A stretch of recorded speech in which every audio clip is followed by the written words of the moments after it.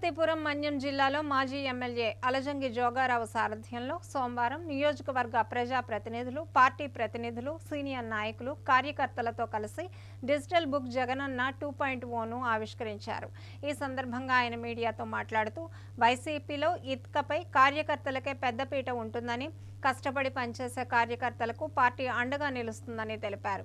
ఈ విషయాన్ని పార్టీ అధ్యక్షులు వైఎస్ జగన్మోహన్ రెడ్డి ఇప్పటికే స్పష్టం చేశారని, కూటమి ప్రభుత్వంలో అన్యాయానికి గురవుతున్న కార్యకర్తలకు అండగా నిలవడానికే రాష్ట్ర వ్యాప్తంగా డిజిటల్ బుక్ ఓపెన్ చేయడం జరిగిందన్నారు. అప్రజాస్వామికంగా వ్యవహరిస్తున్న అధికారులపై భవిష్యత్తులో చర్యలు తప్పవని, ఎవరికి అన్యాయం జరిగినా డిజిటల్ బుక్లో నమోదు చేస్తున్నామని హెచ్చరించారు. వైసీపీ అధికారంలోకి రాగానే అందరిపై చట్టపరంగా చర్యలు ఉంటాయని స్పష్టం చేశారు. ఈ కార్యక్రమంలో వైసీపీ నాయకులు, కార్యకర్తలు పాల్గొన్నారు.